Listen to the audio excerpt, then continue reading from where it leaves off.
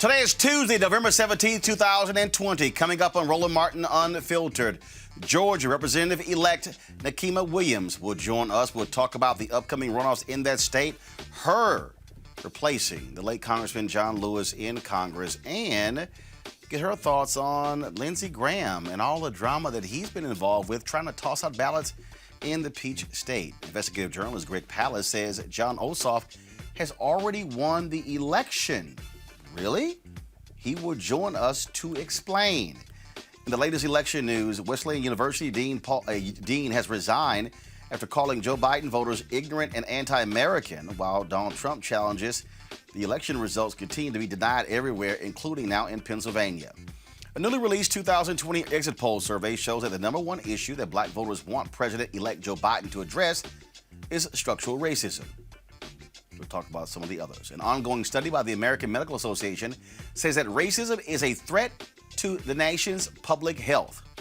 And the president of Morris Brown College will be joining us to talk about the future of the university after they have now been accredited. Plus, we'll update you on the cases of Breonna Taylor and Quan Charles, the young brother who was killed, found dead in Louisiana. Plus, another crazy-ass white woman in California pissed off that a black man and his dog moved into her neighborhood.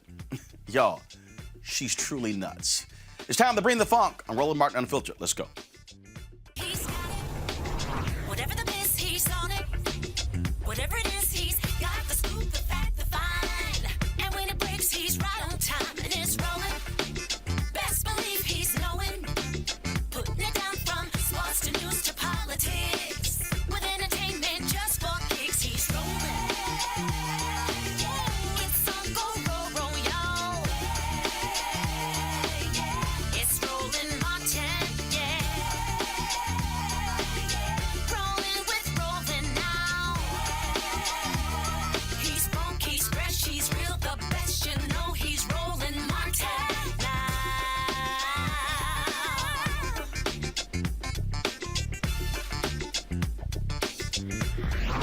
Martin. Many of us were shocked and saddened by the death of Congressman John Lewis earlier this year. But the woman who won his seat says she is certainly going to do her part to uphold his legacy in Congress. She is Nikema Williams, and she joins us right now on Roland Martin Unfiltered. How you doing? Hey, Roland. Glad to be here. Last time I saw you, of course, we were at the Joe Biden rally in Atlanta. Had to keep a little distance from each other. Everybody was practicing safe distancing, wearing masks, and all that good stuff. And so good to see you first and foremost.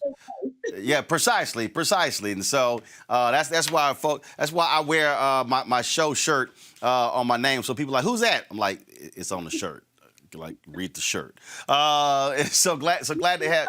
I wore my little AKA sweater tonight. We could have been matching. Hey, look, I'm always representing Alphas. Plus, you know, the makers have their Founders Day today, but I got to remind them who's their daddy. So that's why I'm wearing my Alpha stuff. So let's get right into it. First and foremost, you crush Angela Stanton. She's been running out here talking about she's the niece of Dr. King and all kind of other stuff along those lines. And it's been just the kind of misinformation being spread. And the Trump people really thought that Black Atlanta was somehow going to flip to their side and vote for the craziness that we're seeing out of the Oval Office. So, I mean, even today we saw that she's been on Twitter, which is her motivation, I guess. She's been on Twitter saying that I somehow cheated and she wants somebody to look into this election. And there's no way that I got this over 300,000 votes. Roland, I got more votes in this general election than any congressional candidate has ever gotten in the history of candidates in the state of Georgia. And she lost. People were not buying what she was trying to sell, and the 5th District is much smarter than what she considered or what Donald Trump could buy. And so I am thrilled to be here. I'm in Washington, D.C. right now at new member orientation while she continues to complain at home on Twitter. I do find that to be hilarious that she would claim. I mean, you crushed her. I don't think she even got 20% of the vote. But you know what, though? We've seen the same thing. 15, but who's counting? Right. Who's counting? Kim Klachik got crushed by Kweisi Mfume.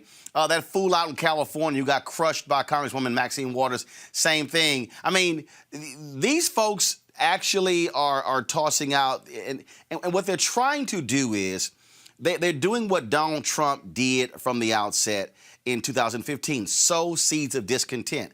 When they lose, we got cheated, it was all rigged. No, you just got your ass whooped.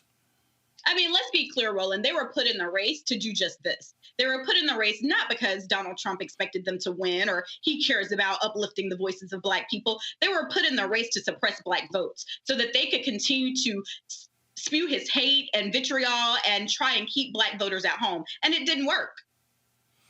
It didn't work, and you're seeing what they're doing. I mean, first of all, it's unbelievable to see what's happening in your state, where the Republican Secretary of State has come out and said that he had a witness on the phone with him when Senator Lindsey Graham asked him to toss out legally cast ballots. Now Graham is saying, oh no, I call a number of other secretaries of state, but then the one in Arizona said, no, you did not call me. It's amazing how the lies are catching up with these Trump people.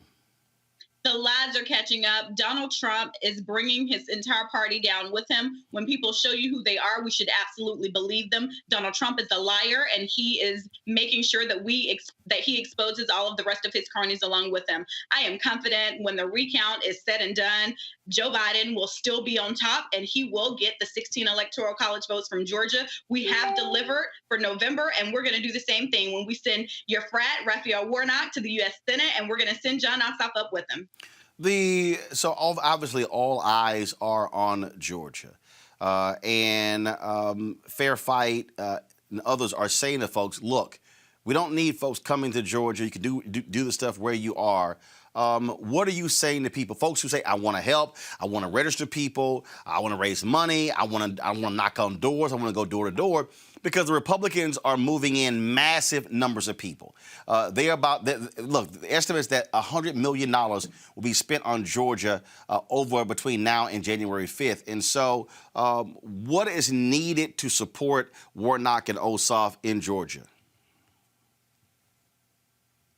Are you there, Roland? Yep, we're still here. Okay. Can you hear me now? Yeah. So I was asking, what is needed there? Will there be door-to-door canvassing? Will there be socially distanced events as well? Because again, historically, Democrats have gotten crushed in Georgia in runoff elections.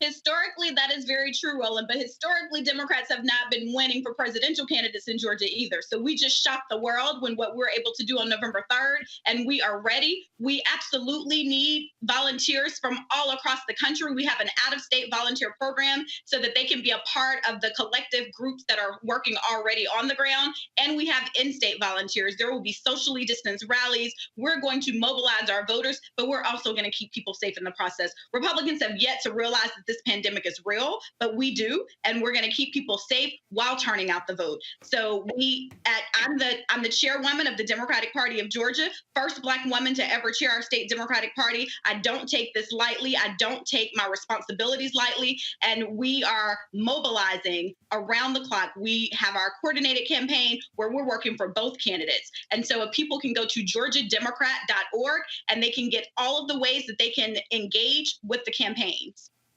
Obviously, money is one thing, but also people can register by December 7th. Do y'all have an estimate of what's the target goal you're trying to hit? How many folks you want to be able to register between now and December 7th? So there are a lot of organizations that are registering voters. The Democratic Party of Georgia, we're focused on people who requested absentee ballots and didn't get them back in for the November election. So we are focused. So we have a coordinated plan where we're allowing people who do the voter registration best to focus on that part of the work. And that is organizations like NAACP, organizations like the Georgia Coalition for the People's Agenda. There are a number, and New Georgia Project. They're doing massive voter registrations to make sure that people can get registered by the deadline, and we're moving forward with the direct candidate part of the work. And so speaking of that, what is that strategy in terms of laying it out? We've already seen the negative ads coming out from Kelly Loeffler's camp. We're already seeing that, and so look, this is not right now, frankly, about convincing voters. This is about turnout. This is a 100% turnout effort? This is a turnout effort. We are calling on surrogates, Roland, like yourself, people that speak to sectors of our electorate that we need to mobilize. Trusted voices. We need them to lend their voice to Georgia to make sure that we are amplifying our message here in the state. So I am doing an all call. My contact information is on the Democratic Party of Georgia website. We have ways that you can sign up to be a surrogate to help us reach voters. We know that we need, people are saying that we shouldn't nationalize this election. It's going to decide the balance of the United States Senate and what we're able to pass in Congress. If we're going to be able to have a national response to this pandemic, if we're going to be able to get more help directly back into the hands of the American people, but we need a U.S. Senate to do that. So this is absolutely going to affect the entire country. So I am calling on influencers from across the country to help us amplify our message here in Georgia, and let's get this done, y'all. What is it that you want to accomplish by heading to Congress and filling the seat long held by Congressman John Lewis? So each generation, Roland, has an obligation to move us one step closer to full equality. Congressman Lewis paved the way for us, opened up so many doors, but I know that just getting us back to where we were pre-2013 with Shelby v. Holder is not enough. We need to look at why is it harder for my sister to vote absentee in Alabama than it is for me to vote absentee in Georgia. This should be standardized across the board. Your voting rights should be standard across the board. Why is it some states votes are being thrown out for one reason or another? So we need to make sure that we are focusing on voting rights and passing the John Lewis Voting Rights Act, which the Senate still has not acted upon. But we also have to have a national response to this pandemic because it impacts us in so many ways, especially in the Black community. It impacts our economy with so many people out of work, leaving the workforce. It affects our education system. My 5-year-old son is doing kindergarten in front of a computer screen, and it didn't have to be this way. But we don't have leaders in Washington right now who are getting the job done. And it also affects our health care. We see that Black people are disproportionately affected by this pandemic, and we've got to get this right. So voting rights and a national response to this pandemic, because that encompasses the economy, our education, and our health care.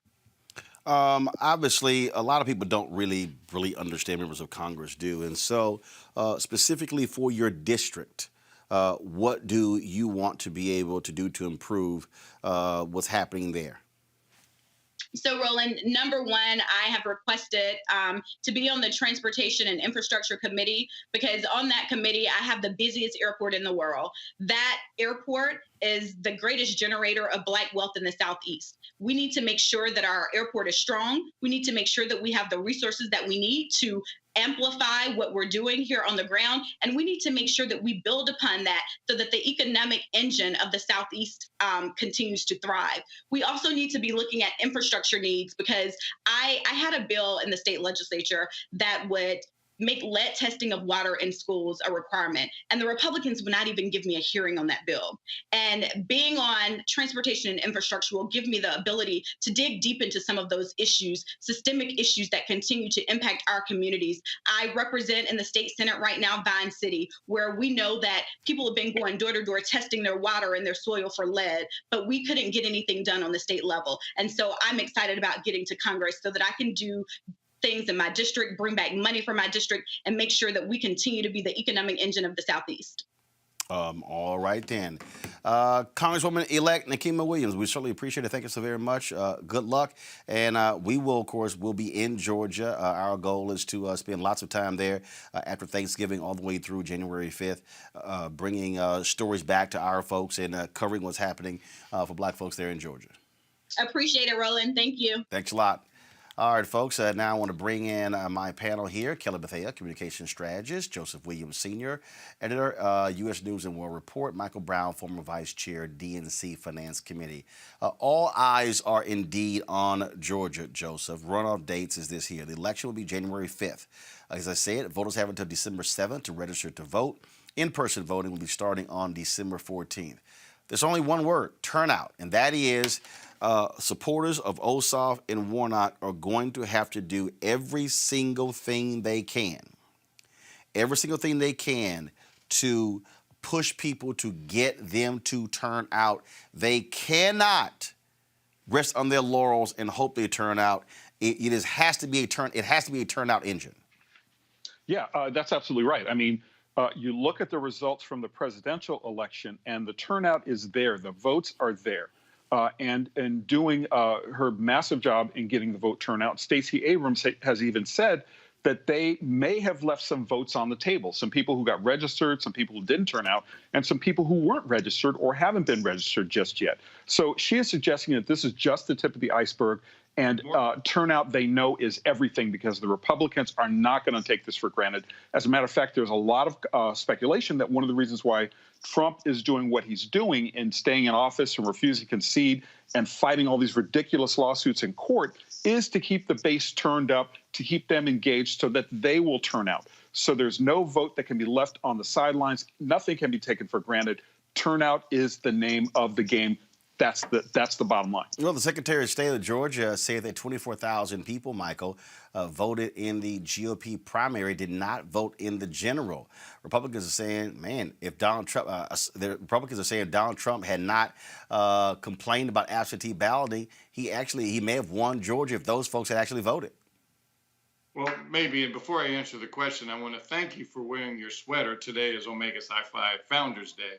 And thank you for representing. I know you're not going to disrespect my fraternity, but thank you very much. Alpha is more than happy to see the folks that we birthed. Ouch. I said you weren't going to be disrespectful when you were disrespectful. How is it disrespectful? I'm just stating a fact. Y'all came along 5 years after the fact. Who's your daddy? You know, as folks See, you should just went ahead and just answer the question and not open that up. But go on right ahead. Folks said previous to me about this turnout election and the statistics. Obviously, folks are going to go to their computers and do all the analytics and try to figure out, well, what district didn't vote, how many people voted in this district. But the bottom line is the voters that traditionally came out because they hate 45, they have to be just as engaged on January 5th. And that means, yes, it's boots on the ground, knocking on doors, commercials, all the traditional ways. But to really get under the skin of folks, there almost has to also be a very slight and small education process for why these races matter. A lot of folks, obviously the top of the ticket, everybody realizes the presidency is a big election, or even possibly the mayor of their particular city. But for the United States Senate is just as important because it has to do with agenda. It has to do with getting things done. It has to do with getting the kind of judges you want. And so folks have to understand that this is just as important as what happened on November 3rd as what's going to happen on January 5th. So it's not, yes, knocking on doors and boots on the ground, but also slight education to let folks know how important these races are. Look, the Republicans are trying their best to keep sowing seeds of discontent, Kelly. 2 Republicans on the Wayne County Board of Canvassers, they voted against certifying the election results. We're going to see more of this. I mean, we're dealing with whiners. And the bottom line is happening there. In a second, I'm going to talk to Greg Palast about votes that were tossed out, that also balloting, that also mailed in, which is why we keep trying to explain to people, if you're going to vote by mail, you got to follow all of the rules so your ballots don't get tossed. Absolutely. But not only are we dealing with a bunch of whiners, we're dealing with a bunch of cheaters, and they are blatantly cheating. We see them in action, working very hard to cheat, not even to win, just to cheat somebody else out of win.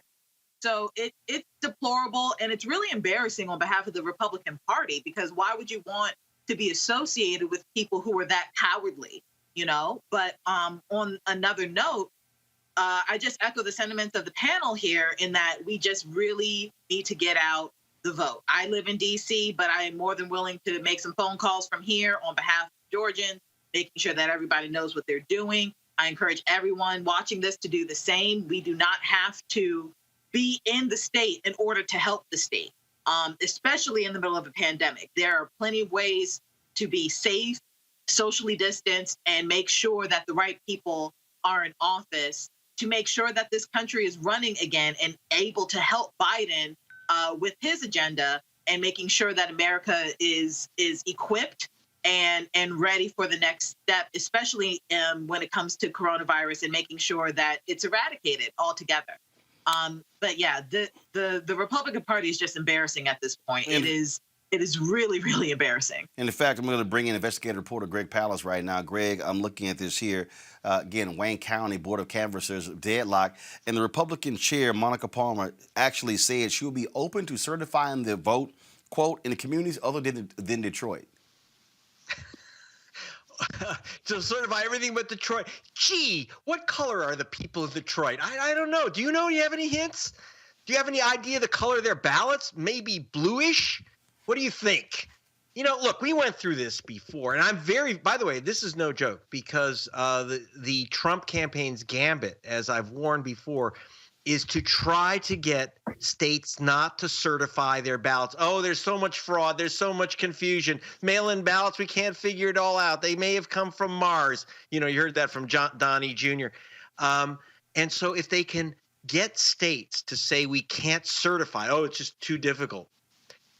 If you can get Michigan to do that, and you get Pennsylvania to do that, and maybe Georgia or Arizona with these Republican legislatures, if they say then Joe Biden doesn't get 270 electoral votes, neither does Trump.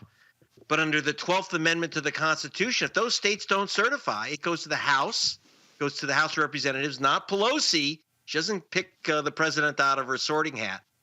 It's one state, one vote. South Carolina and South Dakota get the same vote as New York and California. And the Republicans control at least 26 delegations. So that is the Hail Mary pass. That's their last desperate attempt to thwart the voters. I'm very concerned. So let's talk about your contention that John Ossoff won? Yeah. Well, I mean, I'm looking, look, I'm a statistician. I've been working now in Georgia for 7 years, starting in 2014 when I first got Stacey Abrams on national TV for the first time.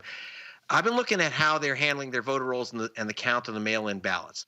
So first of all, the ACLU and Black Voters Matter issued my report that, are you ready? 198,000 Georgians were illegally removed from the voter rolls in the 2 years before the election. 198,000. And that included, as you know, people have seen, some people have seen my little film put out by Leonardo DiCaprio. It's Martin Luther King's 92-year-old cousin. We've got, broadcaster Raheem Shabazz, Ashley Jones, all these voters of color who I was down at the polling stations were thrown out of the polling stations saying you can't vote. You've lost your registration. 198,000, that's huge. And if they'd been allowed to vote, it would be all over. But there's another steal that I'm looking at. And Kelly's correct about, they're cheaters, which is the non-count of mail-in ballots. Now, we've warned about this. MIT, Caltech said that even before this election, 22% of mail-in ballots never get counted. People don't get their ballots on time so that they can't return them. I had a Georgia voter just send me a note saying, I mailed my ballot 10 days in advance. They say they didn't receive it till after the election. I lost my vote. But the other is that there's all kinds of cockamamie reasons to disqualify mail-in ballots, absentee ballots. You didn't have the internal ballot. You have to have 2 envelopes. A lot of people forget to put in that second envelope or got torn. They didn't put it in. That's called a naked ballot. You lose your vote. Your signature didn't match your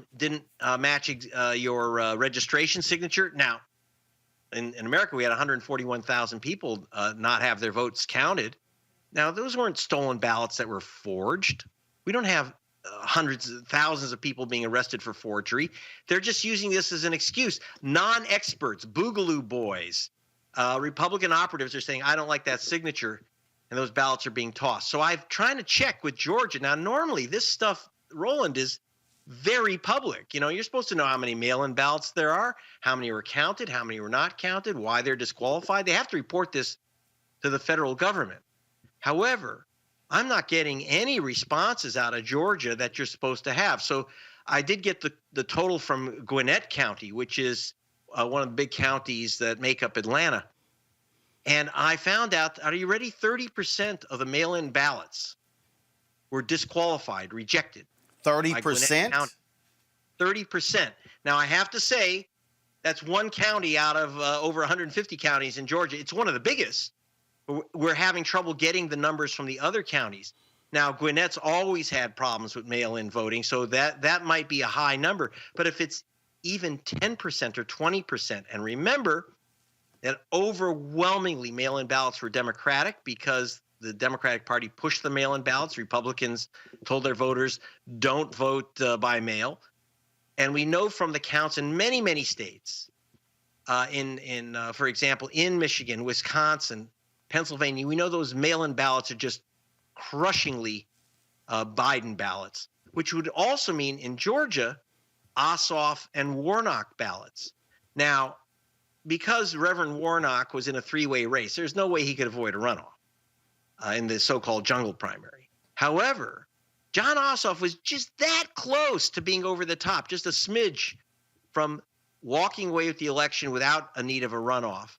And the numbers, I'm a statistician, between the purge voters and the votes rejected in the mail, I don't see how Ossoff, if you count the ballots that were thrown out, if they were reviewed, I think you would find an Ossoff victory. So what must we do to walk people through, to get them to do what's necessary so they don't have their ballots tossed out? Okay, number one, check your registration. Now, if you showed up and you voted, but they gave you a provisional ballot, that means you are not registered. You've got to register by December 7th. Go to Secretary of State's website, register online. Don't go to an office and register on a piece of paper.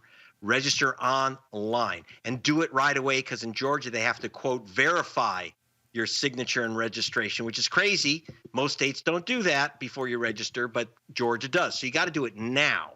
That's one. December 7th is the deadline, but I would check it now. The other, if you didn't vote and you're not sure, you think you've been registered, I just told you about, I've said, Martin Luther King's 92-year-old cousin was thrown off the voter rolls. She was attempting, when I was there, I watched this, attempting to vote for her 50th year in Atlanta. And they said, you're no longer registered here. So please check if you're among the 198,000 who've been purged. You don't know it. I mean, they claim they send not everyone, but they said they sent out postcards to most people. You don't see it. It's junk mail. So you don't know if you're still registered unless you absolutely had your ballot accepted.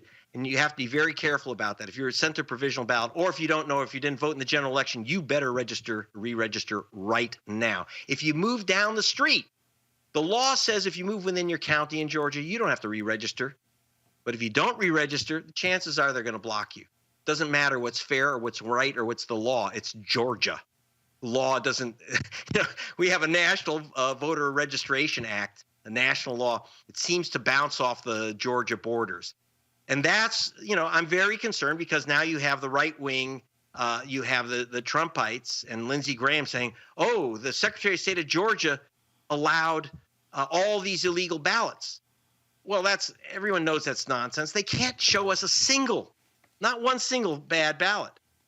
But what we're missing here is that same Secretary of State of Georgia, Raffin's Perger's his name, really, he's blocked legal voters from voting, and his rules have stopped legal votes from being counted. So no, there's no fraud by voters, but there's fraud upon the voters, especially voters of color. It's overwhelming. When I was down in Georgia, every voter that was blocked from the voter rolls was a voter of color. Well, Greg, we're going to stay on top of this, constantly reminding people what must be done there in Georgia to make sure it doesn't happen again in this all-important critical runoff, these two races that will take place on January 5th. We appreciate it. Thanks a lot. Okay. See you at gregpalace.com to check your registration. All right. Thank you, sir. Keep it up. All right, folks, you are seeing so much attention, again, on this race. And one of the things that Raphael Warnock is doing is beating back a lot of the attack ads by Kelly Loeffler. But also, again, speaking to voters there of faith. He, of course, is the senior pastor at Ebenezer Baptist Church. Here's a video that they put together that actually speaks to, I'm going to play it here on my iPad, folks, not that one. I'll play it here. This is, again, something they put together here. I want you to check this out. It didn't matter what day of the week it was. Come 6 a.m., My dad would come through that door and say, "Put your shoes on, son, get ready." If I asked why, he'd say, "Because there's something for you to do. I don't know exactly what it is yet, but be ready."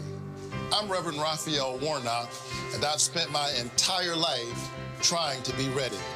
I grew up right here in the Caton Homes housing projects of Savannah, Georgia. I had 11 sisters and brothers. We were short on money, but long on love and faith. Our parents taught us the value of hard work. Dad was a veteran, a small businessman, and a preacher. He spent most days picking up old junk cars that others had thrown away and hauling them to the local steel yard. He saw their value. And then Sunday morning, he preached to people who themselves felt discarded. He saw value in them too. Mom grew up in Waycross, Georgia, where she spent her summers picking cotton and tobacco. But she told us that we could do anything that we put our minds to. And so, with the love of my parents and the encouragement of my community, I went to Morehouse College on a full faith scholarship. I didn't know how I would pay for it, but I graduated college, earned a PhD degree, and 14 years ago, the kid who grew up in the projects was called to Martin Luther King Jr.'s pulpit. I became the senior pastor of Ebenezer Baptist Church. Change still has a chance in the church that changed America. He's senior pastor of one of the most prominent churches in America. Raphael Warnock not only preaches the gospel, but uses it as a platform for change. Dr. King called it the drum major instinct, the urge to lead. Warnock has it and a sense of his place in this place. Some might ask why a pastor thinks he should serve in the Senate. Well, I've committed my whole life to service and helping people realize their highest potential. I've always thought that my impact doesn't stop at the church door. That's actually where it starts. And I love this country. And I believe that what makes America so great is that we've always had a path to make it greater. Greater for people like the ones I've counseled at my church and others like them across this state. Like my father used to tell me every morning, whatever it is, be ready. And I think Georgia is ready. Ready to stand up for the family who's tried to do everything right. But when they receive one bad medical diagnosis, they realize that the cost of being sick is too much. Ready to fight for the dignity of workers who are paid too little and pushed aside as government works for Wall Street corporations. Ready because I realize that a kid who grows up in the projects today and struggling families across Georgia have it harder now than I did back then. I'm Reverend Raphael Warnock, and I'm ready. I'm ready to be your senator. So you see that ad right there, Michael, and the Republicans, they're going Marxist, socialist. Oh, my God, do not elect this crazy deranged man. It's interesting because I saw a different kind of commercial. I saw a commercial with a person that has the qualifications, has the clearly understanding about what service is all about, especially after the last 4 years, where the person at 1600 Pennsylvania Avenue has no idea what public service means. I see a person that's committed to helping people, and he's using God to help him find his pathway. And I think that is exactly what is needed. So I disagree with those folks on the right that claim, whatever labels and tags they want to put on him. They're going to do the best they can to distract him, to distract the voters. And hopefully the Reverend will keep strong. And as Kelly mentioned, I live in D.C. as well, and whatever I can do to help in the state of Georgia, I will be there to help. The book author as well as filmmaker Don Winslow has been using his own money to put together various ads supporting Democratic candidates. He put this one together here featuring actor Jeff Bridges, speaking to, again, what needs to happen in Georgia. I want you to watch this, and then we'll come back and talk about it.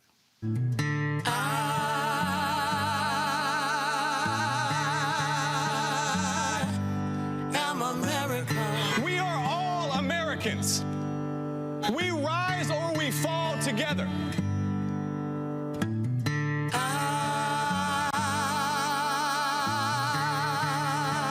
This is a critical moment in the history of our country. So many people are depending on us. They want to us to forget they're still trying to take away our health care in the middle of a pandemic. Let me breathe. I'm running so that ordinary people can have a path of prosperity. Let me be who I want to be, where I want to be it. Let me be free. Give me your time. I am tired. Give me your poor. But I am strong. Give me your hand. I'll be here. I will guide 'Cause I know I belong. You have two extraordinary candidates in John and the Reverend who deserve your vote. And let's face it, you've also got two senators who badly need to be replaced.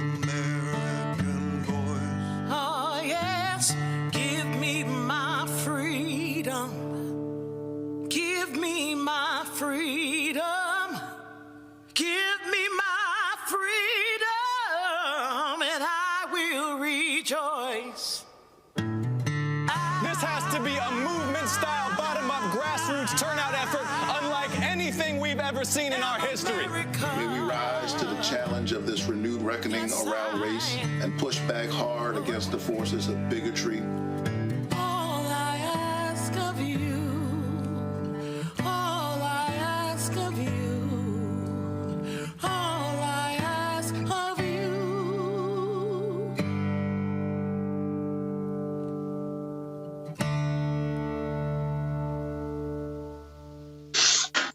That's a hell of an ad right there, Kelly. It's very moving, incredibly emotional, because it's right. America really does need Georgia, and it has since Georgia has been a state, even beforehand. So the fact that we are pushing and really demanding change nationwide, and it all comes down to Georgia, right? Like the saying and the song goes, Georgia is on everybody's mind right now. So when it comes to these two men who are running for Senate, I personally do not understand why the two Republicans are even being considered, especially during times as this, where they were found to literally be investing money into that is not in the interest of their own constituents. They were padding their pockets and banking on their pockets being filled while their constituents die.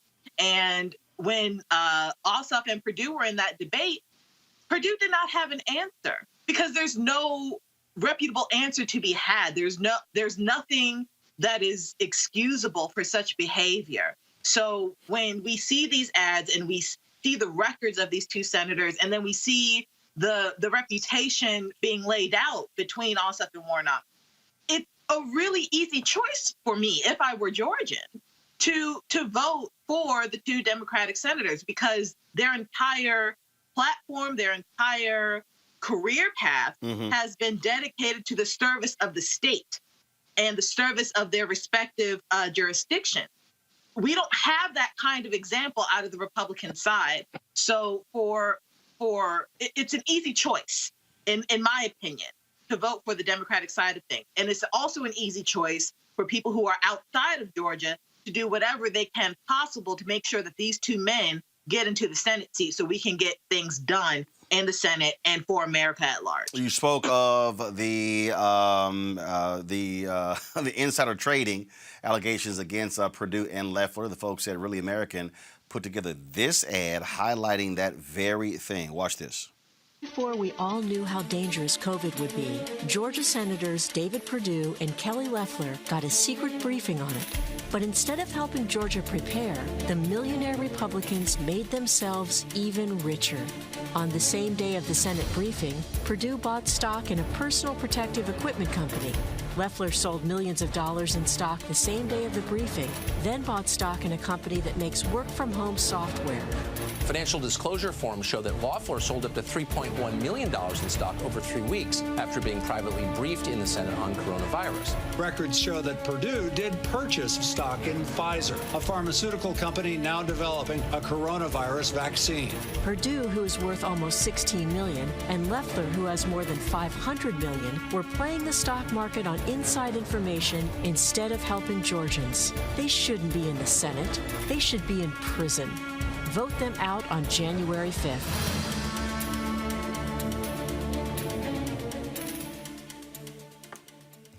Joseph, in that debate, as Kelly said, David Perdue had no answer. And, of course, it's no shock. He's already decided he is not going to debate John Ossoff again. First of all, Kelly Loeffler has accepted the invitation from the Atlanta Press Club to debate Raphael Warnock on December 6th. Well, it's interesting that she's stepping up where Perdue has not. And I think that's because Kelly Loeffler has got a lot more to lose than Perdue does. She is facing basically a tribunal, a test of the New South, right? We've been hearing about it for decades about whether or not the southern wall, like the Great Wall of the South, is ready to crack, and Georgia looks like it's about ready to do that. I mean, it's clearly the result of the presidential election indicates almost as much. And that's the other thing that we have going on here is that there are a lot of people in Georgia who are very excited about this race. And those people aren't the Republicans, mainly because you get a lot of meddling from Washington trying to influence the outcome of the election. And that's not really a strategy that's going to win over many people of the public. And also, there are many analytics that say Georgia and its runoff system, what happens is the Republican vote tends to fall off a cliff during most runoffs, especially when you have a Republican in the White House, and after the election, the motivation for Republican voters kind of trails away. But from all I've been hearing and all I've been seeing on some of the stuff that I've been reporting on, it's still quite high for Democrats in Georgia. Stacey Abrams is telling people to keep the pedal to the metal, and those ads pretty much speak to the nature of South and as an agent for change. And I'm thinking of Maynard Jackson. I'm thinking of some other people who came out of the South, African-American politicians who came out of the South when they weren't expected to indicate that white people are ready and willing to vote for a man of color or a woman of color, for that matter, to send them to Congress and Washington to represent their interests, particularly against two Republicans who appear to be corrupt. Folks, we're going to now, of course, we're looking at, again, all the data and all the data points. Now, the National Coalition of Black Civic Participation, they conducted a national exit poll that looked at, among other things, the key issues of importance to black voters in the 2020 election. Here are some of the results. 74% of the respondents said the number one issue they want President-elect Joe Biden to address is a plan to reduce structural racism. Tied for number two at 61.8% and 63.3% are policing and criminal justice reform and a plan to eradicate COVID-19. The third priority at 58.7% is protecting services like Medicare, Medicaid, and Social Security. Overall, those priorities were the same for women, men, Gen Z, and millennials. Joining us right now is Melanie Campbell, Executive Director and CEO of the National Coalition on Black Civic Participation. Melanie, glad to have you back on Roland Martin Unfiltered. Any surprises for you in this exit polling data? No. I would say one surprise. I expected there to be some variation between black women and black men and the generations, but actually for all generations, it was pretty much close to the same thing. There was maybe a 1.5%, nothing of any significance. So that was a little surprising. Quite frankly, but what we were excited about is that in this poll that we had about a third of the respondents were black men, and so it was really helpful to be able to see that issues are not what may divide some of our decisions about who we vote for, and that these issues of life and death, economic concerns as well. When you saw the information around even lowering taxes and things like that. Are pretty much the same. So, of course, the messages have to be nuanced because none of us are monolith. But it was good to see that we were really close around the issues of concern. And Georgia, by the way, had a significant oversampling in Georgia and Michigan and Pennsylvania in that poll. So, so breakdown number one, though. How do racism? Okay, that's like very broad. So, were folks specific in terms of what specifically were they looking for Biden and Harris to do? No, we didn't have the ability to go lower than giving them variations of issues, but they had at least 10 issues to decide to how they wanted to rate. And those and what you see out of that comes 1, 2, and 3. And no matter how we ask the question, the number one issue was a plan to eradicate structural racism. When you ask the question about what you want the president, whoever gets elected as president of the United States would do. When you ask the question about how is this impacting you personally, you and your family, racism still and rising hate crimes. How the number one issue when it comes to the black community. And so when we look at that data, and then we look at the data we released in September with the Essence poll. And the other thing, Roland, is this poll, because we were many of the precincts that we work in, our folks on the ground work in, are in low-performing areas, more low-income areas. This poll had more people who had made $25,000 or less a year. The Essence poll is higher. It comes from Black women who are middle income primarily who respond. So it gave us, and we're going to go deeper in the data. I'm working with Dr. Elsie Scott with the Ron Walters Leadership Policy Center, Dr. Avis Jones-Weaver, and other Holly Holiday and other sisters who are part of our research team to go even deeper in each of these states, not just for what's happening in the immediate, but for the long haul, and really go a little deeper to find out more. So we're going to likely do some kind of poll on January 5th in Georgia, for example, where we may be able to go a little deeper with that poll because we've already done the top line to see what else we can find out. One of the things that, the reason I asked that, because I think the problem is, if we don't be as specific as possible, frankly, folks can say, well, it didn't happen. Well, I mean, addressing systemic racism is kind of broad. And right. so I think it's important to drill down further on that particular point. Yeah, I think, and I agree with, but I would say, and not but also because of what we've been addressing, we know that there's some, when you talk about criminal justice and policing reform, that's an issue around that's also impacted by systemic racism. You're talking about COVID-19, there's an element of that. We know that African Americans and Black and brown folks are more impacted when it comes to the issue around higher mortality rates. If you talk about any kind of major issues, economic issues, there's a level of that. One of the things that we are looking at when we use this data is also to look at how we engage this administration that we helped elect in President-elect Biden and Vice President-elect Harris, to look at government structure on how we are going to address some of these things when it comes to contracting, and when it comes to contracting, how we look at some of these things so it's not some siloed issue. And I haven't had a chance to really go deep in looking at all of the transition things, but we're looking at all of that to see what ways we can make folks see that their vote didn't matter faster than the broader issue of structural racism. But there are elements of issues that you can address that are also tied to racial injustice in this country. All right, then. Melanie Campbell, always a pleasure. We certainly appreciate it. Thank you so very much. All right, thank you. All right, folks, got to go to a break. We come back, we'll talk about coronavirus. We'll also chat with the president of Morris Brown College. What is next for them with this news of them getting accreditation? All of that on Roland Martin Unfiltered. Back in a moment.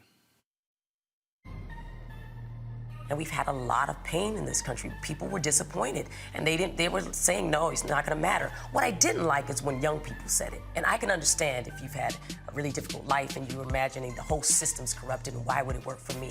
But there were people just lazy, and they were just regurgitating the things that they had heard on a radio or in the barbershop or something that somebody had told them. They hadn't thought about it. It's, one of the reasons why I think democracy is in danger is because people don't know how to think. So you can tell them anything. Trump can show up and say anything, and they can just go, oh yeah, he just called you stupid. Did you hear that? But he's for us. Really? Senator in particular irks me.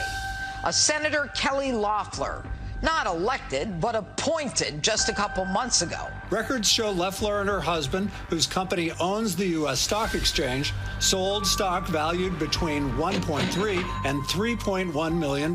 Kelly Loeffler bought and sold stock shortly after a classified briefing on the virus. They knew the market was going to tank, and they sold based on that inside information. Some of the holdings she shed were in energy, automotive, retail, and airlines. Look, Marie, it's not just what she sold, but it's actually what she bought. She bought things like Amazon, Citrix Systems, company that obviously was going to do well during a shutdown. While still reassuring citizens that the U.S. was prepared. We have Americans across the country who have seen their 401ks plummet. Were you trading on inside information about what was coming? Folks, this woman is knee-deep in the swamp, and she just got there.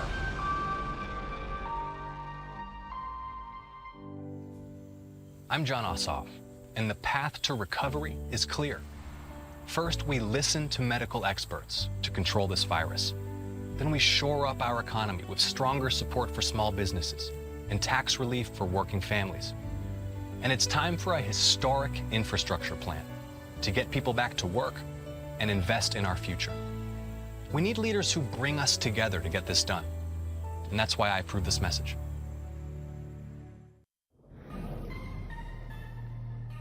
$53 million white women who voted for Trump in the last presidential election were yielding to those dark forces that are invisible, but are visible if we want to make them visible. And so our movement sought to make those forces visible so that we could see them, and then we could dissolve them. We could fight back, we could resist, we could create an alternative vision of what we can become.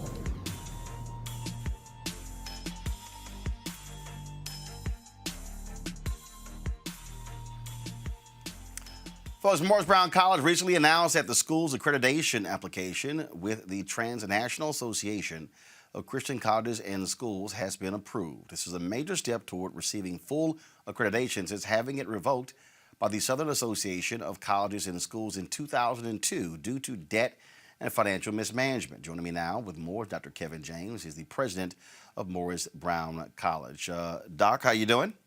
I'm doing just fine. How about yourself? Doing great. So walk us through this in terms of, getting this, does it mean that you are accredited, or does it mean that you still have to go through the other association to get full accreditation?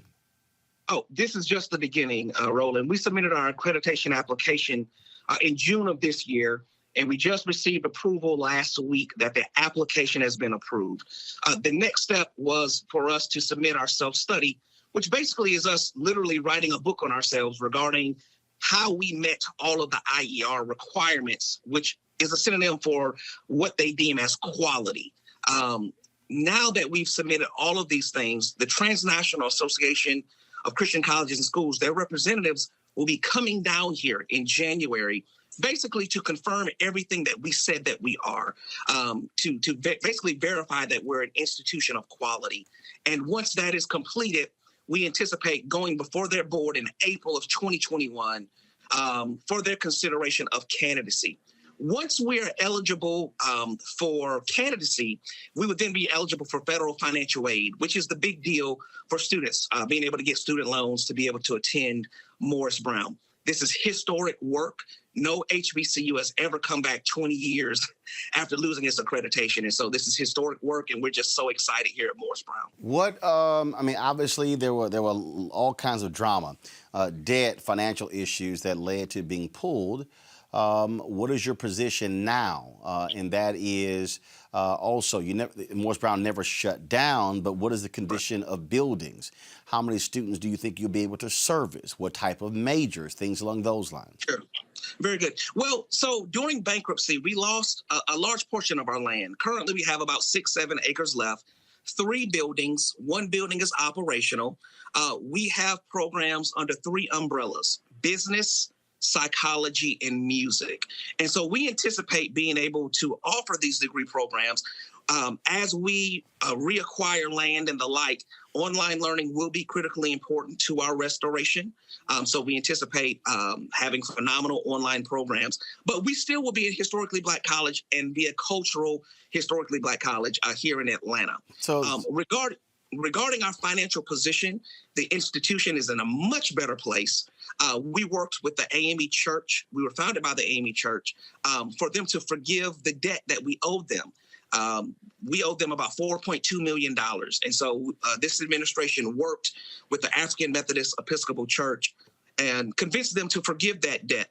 And so technically the institution is basically debt-free now, and we're in a much better financial position as we move the institution forward. How are you going to compete, though? I mean, you're there. You're there in Atlanta. Yes. You of course, you have you got Morehouse, you got Spelman, you got Clark Atlanta. But in addition to that, you're also dealing with Georgia State University that has a significant black student population as well. And so in a competitive environment, you talked about, you say 3 buildings, 1 operational. And so, how are you going to position? What is going to be your story, your narrative to make someone want to come to Morris Brown after not having its accreditation over the last 18 years? Yes. Well, quite frankly, our narrative is going to be the outputs that we have. We're going to have phenomenal faculty. We already have phenomenal faculty. We're going to increase our faculty presence. We're going to build upon our existing academic programs. The good thing about Morris Brown is we've been able to go through what I call the hard reset. And through this reset, the institution is basically able to rewrite its own story. Regarding being competitive, I'm not trying to compete with my brother and sister institutions here in Atlanta, but we want to just be an addition to the AUC Center. We're going to have phenomenal academic programs. We've already rewritten some of our programs, such as hospitality and management. We've started Georgia's first esports performance degree program, which is very competitive. And so we intend on being a top HBCU here, and we're going to be able to compete through the academic story, the academic programs and offerings, and the students' culture and services that we're going to be able to offer. All right, Dr. Kevin James, President of Morehouse College. We certainly appreciate it. Thanks a lot. Thank you, sir. All right, thank you very much. I want to go to my panel here, and that is this here. Joseph, with this Biden-Harris administration coming in, the reality is for HBCUs, like many institutions dealing with what's happening in this COVID world, one of the areas that people are being forced to accelerate in many ways. Dr. Greg Carr has talked about this here, that Howard had to really accelerate when it came to online learning. I mean, to me, what coronavirus, what this moment has done, I think it has caused a massive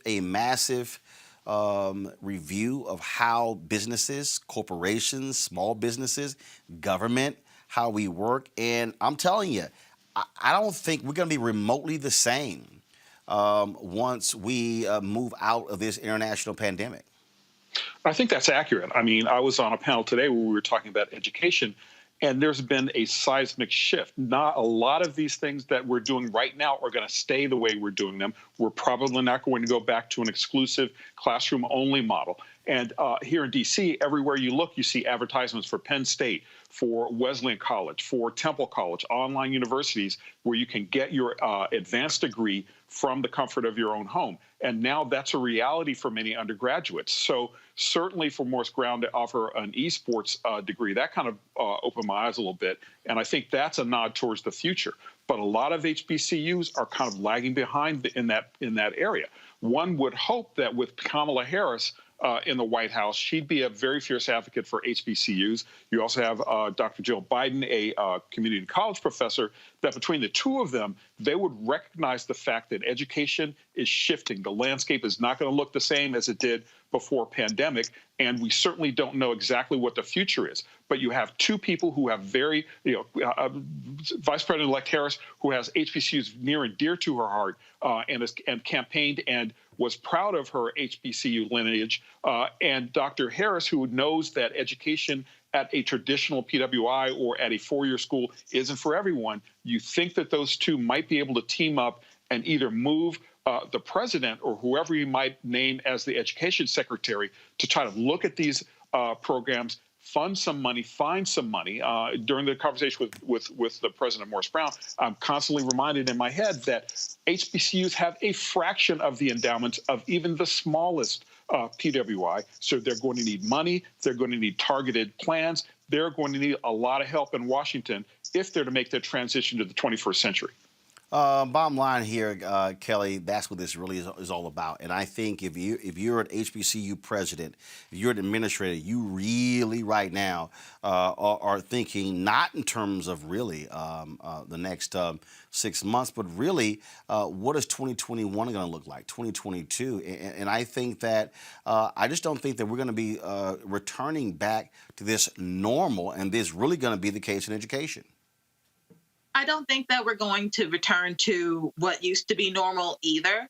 But that's okay. Again, like Joseph was saying, we just need to adapt and move forward. And what that looks like on the federal end is investment. It looks like an active investment into this sector of education. I'm a proud HBCU grad. I went to Bowie State University, and even in the time that I was there, obviously this was before COVID, there were a lot of changes on that campus that were made possible just by funding alone, just by the state itself paying attention and seeing that we are actually producing some of the best and the brightest in the country and investing in us. And we were also part of the lawsuit, the HBCU lawsuit for Maryland, making sure that the state is held accountable for the wrongs committed against us through de jure segregation and literally taking our programs away. And Maryland has 4 HBCUs in the entire state, but we are no different from the HBCUs across the country in that we are typically overlooked and taken for granted as just another school, not realizing that we produce more than half of all professional job in the country. We produce the most doctors, the most lawyers, the most teachers, the most nurses. Just pick something out there that is looked at as a lucrative career field. And HBCUs, when it comes to Black production of these professionals, HBCUs are at the top of that list when it comes to who is actually graduating those Black students. But I think here, so Michael, we definitely need to invest. But I think, Michael, what you're going to be contending with, again, is folks are going to have to understand, again, this notion of a whole different world. And I think that we really going to have to examine that. Then what does it look like? And look, right now, this whole conversation about student debt, that's also going to be a deal, because here's the piece. Why in the hell am I paying the amount of money I'm paying for a degree to university, and I'm getting it online? Yeah, I mean, I've certainly nothing wonderful to say after what the panelists just said, but, my mom was a proud Fisk University grad, and my children are products of FAMU in Florida. And so the HBCU, making sure that they have a future, and obviously economics has mostly to do with that future. And John is right relative to, obviously elections have consequences. And now that Dr. Biden and Vice President-elect Harris are going to hopefully form a very positive HBCU outreach program with finances and resources behind it. And I'm certainly hoping that my law school professor, Vice President-elect Biden, endorses their plan. But we have to also figure out how HBCUs can also recruit better. And I'm not talking recruit relative to athletes. I'm talking recruits, as Kelly was talking about, the half of the workforce, is to continue that to make sure the best and the brightest students choose HBCUs for their education. That's going to be important. And then the second piece is going to have, it's certainly a large piece of it, anything has to be legislative, and maybe approaching the Republican senators that have HBCUs in their states. And I know they've been very reluctant for heavy funding. They do a little bit just so they can say, hey, I signed on to a bill to contribute to HBCUs. But really, if you're going to do a major transformation, you really need some of these Republican senators. Now, obviously, whether what happens on January 5th relative to the Georgia runoff, but we need to make sure that it's a bipartisan effort to protect HBCUs. Speaking of coronavirus today, folks, there are a total of 11,136,253 cases of COVID-19 in the U.S. 246,232 people have died from this. In fact, Senator Chuck Grassley of Iowa, the oldest Republican in the chamber, 87 years old, has announced that he has tested positive for COVID-19. And Dr. Anthony Fauci, director of the National Institute of Allergy and Infectious Diseases at the National Institutes of Health, said yesterday that the Trump administration's refusal to begin a transition of presidential power could not only harm the federal coronavirus response, but might also stall the rollout of potential vaccines. Friday, there were more than 177,000 new infections, the latest single-day peak. And the thing that's interesting here is that when you talk about the lack of responsibility, I really get a kick out of these Republicans who talk about responsibility. We need personal responsibility when it comes to these masks. Well, this was yesterday on the floor of the United States Senate, where Ohio Senator Sherrod Brown, let's just say he had some choice words for the senator from Alaska who was sitting in the speaker's chair. Without objection. President. Senator from Ohio. I'd start by asking the presiding officer to please wear a mask as he speaks, and people below him are, I can't tell you what to do, but I know that the behavior. I don't wear a mask when I'm speaking, like most senators. Well, most senators. So I'll put it on, but I don't need your instruction from. I know you don't need my instruction, but there clearly isn't much interest in this body in public health. We have a president who hasn't shown up at the coronavirus task force meeting in months. We have a majority leader that calls us back here to vote on an unqualified nominee and at the same time to vote for judge after judge after judge, exposing all the people who can't say anything, I understand, the people in front of you and the presiding officer, and expose all the staff here, and the majority leader just doesn't seem to care. Mr. President, the American people sent a clear message in this election. They voted for stability. They rejected an administration that has failed them in the middle of a public health crisis and an economic crisis. People want a government that works for them and is on their side. My colleagues in both parties know this. I know some of you feel like you have to humor the outgoing president, continue to make excuses for him, continue to run from the media when they might ask a question about your opinion on the president. But you know that Joe Biden won, and you won. Most of you won your elections, including the presiding officer, fair and square on the same ballot. You don't have to play along with the tweets and the chaos. He threatened the Republican governor of Ohio today, for instance, because the governor of Ohio, I think he said the term vice president or term president-elect Biden, that offended the president.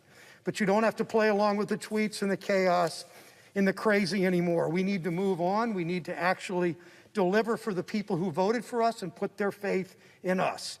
The last thing we should be doing is granting Trump one last wish, one more opportunity to salt the earth on his way out. The Federal Reserve is supposed to be a steady, guiding hand, making sure our economy actually delivers for the people who make it work. They're supposed to worry about the big picture of the economy so hardworking families don't have to. But Judy Shelton, and most of my colleagues know this, I've talked to many of them, she believes the opposite. That's why. It's crazy, Joseph. I mean, I don't have to wear a mask, and then Ted Cruz like, well, Sherrod Brown, no one's around him in 50 feet. The dude's like, dude, stuff still travels. What the hell is wrong with you? You just had a Senator Chuck Grassley say, test positive. So he's sitting here, let's say he was in the well of the Senate and just talking away and is just spewing COVID droplets all throughout the air. Well, it's happened. I mean, it's happened. I think Grassley is maybe the third senator, perhaps the fourth or even fifth, who have been diagnosed positive with COVID. And Grassley is one of the oldest senators in the chamber, as you said. So his risk is extraordinarily high. I don't understand why masks equal freedom, while lack of wearing masks equal freedom, and while they suggest tyranny because you're just trying to stay healthy and trying to keep other people healthy. It's remained a mystery, and it's probably going to stay that way because it's not going to change anytime soon, I don't think. No, I mean, what you're dealing with, you're really dealing with folks who just, I mean, they don't give a damn, Kelly. They don't care really what's going on. We could talk about these exploding numbers and the orders that are coming down in California and New York State and Michigan and Ohio, whatever. Their whole deal is like, whatever, y'all just go ahead and do what you want to do, as if nothing is really going on. And I mean, I was reading earlier today testimony today from a nurse who was talking about being in Texas, how she quit because she said, I simply could not take the sheer amount of death in 1 week. I have no words, and I could not imagine just how overwhelmed and frankly defeated our heroes are in hospitals and clinics and the facilities that actually have to see this death day in and day out. It is beyond traumatic. And that is one of the things that concerned me post-pandemic, frankly, because everybody's talking about, we're almost at 250,000 deaths. Yes, we have 11 million cases in the U.S. Yes. But at the same time, what about the people who are taking care of these patients?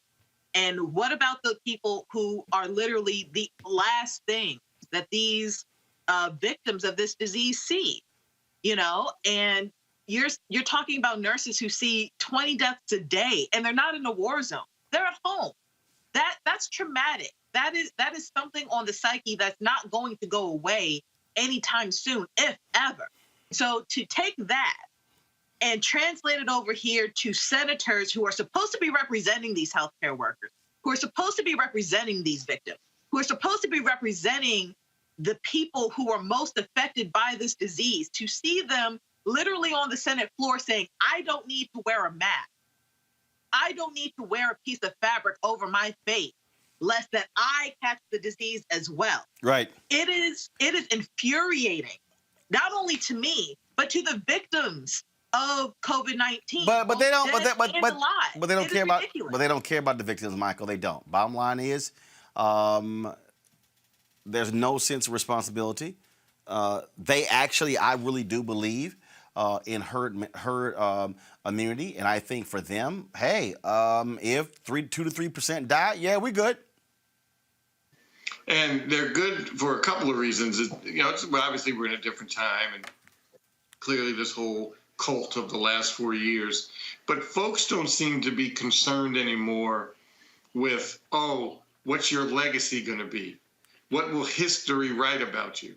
Because they know there will be another organization that will put out their history and from their perspective and make sure that their legacy is protected. So they don't necessarily care about what's under their umbrella, both legislatively, who they fought for, who they didn't fight for, not putting up a stimulus package, whatever you want to bring up. And I think that's part of the problem, is this cult personality we've had to deal with over the last 4 years have given people the courage to say, you know what, I don't care, because if it doesn't impact my base, the folks which it does, by the way, because now that COVID is ravaging red states, because of course in the early days it was more, at least according to 45, with blue states.